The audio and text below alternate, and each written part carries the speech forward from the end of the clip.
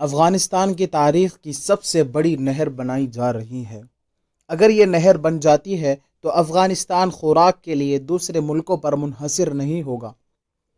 اس سے نہ صرف اس کی بنجر زمینوں پر فصلیں اگیں گی بلکہ یہ خوراک کے لیے خود کفیل بھی ہو جائے گا۔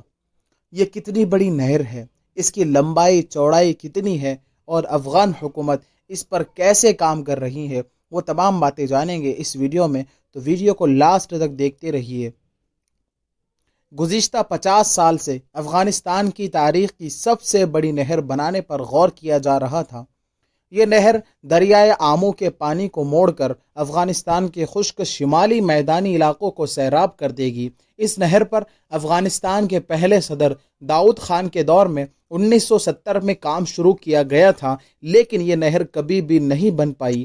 جنوری 2021 میں سابق صدر افغانستان اشرف غنی کے دور میں اس کی تعمیر پر کام شروع ہوا۔ اگست 2021 میں نئی حکومت کو یہ کام پھر سے ملا۔ یہ نہر 285 کلومیٹر لمبی ہوں گی اور اس کی چوڑائی تقریباً 3 اولمپک سوئمنگ پولز کے برابر ہوں گی۔ اس کا 1/3 سے زیادہ حصہ اب تک مکمل کیا جا چکا ہے۔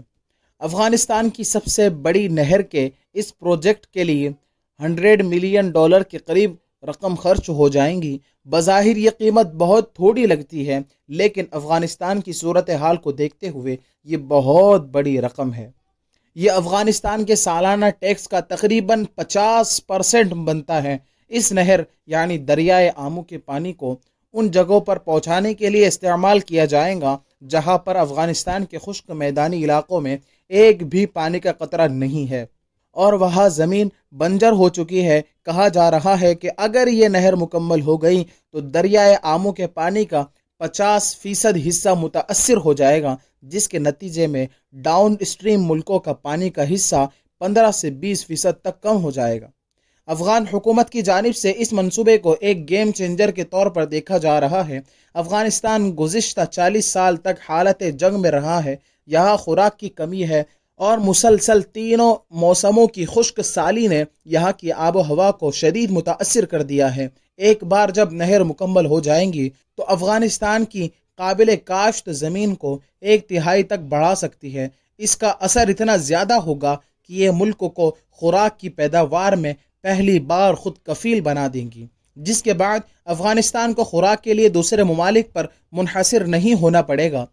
اس وقت افغانستان میں 2 کروڑ کے قریب ایسے لوگ ہیں جو غذا کو بچا نہیں سکتے ہیں، جو غذائی اعتبار سے عدم تحفظ کا شکار ہو رہے ہیں، جبکہ 60 لاکھ لوگوں کی قحط کی زد میں آنے کا خطرہ ہے۔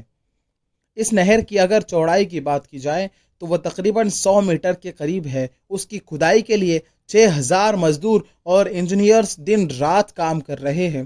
24 گھنٹے ہیوی مشنریز اور ٹرکوں کے ذریعے اس پر کام کیا جا رہا ہے۔ 300 مشینیں 120 جگہوں پر کھدائی میں مصروف ہے۔ اس کی تعمیر کو 3 حصوں میں تقسیم کیا گیا ہے۔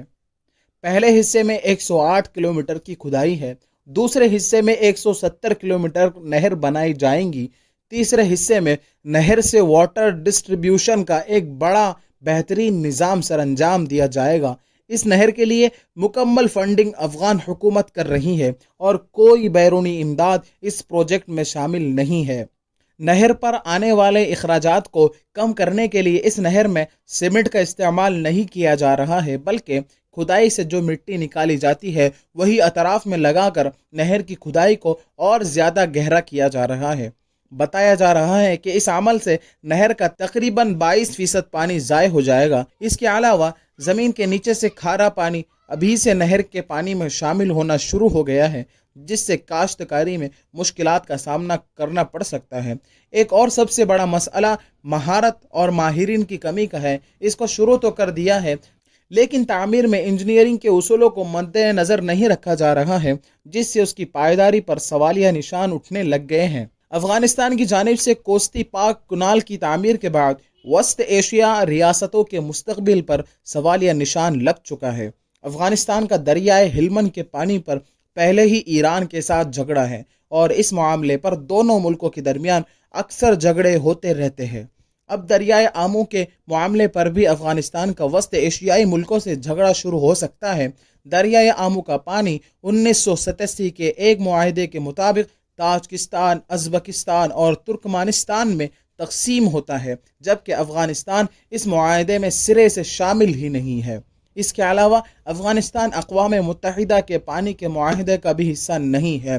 ایسے میں اس نہر کا مستقبل کیا ہوگا؟ دریائے آمو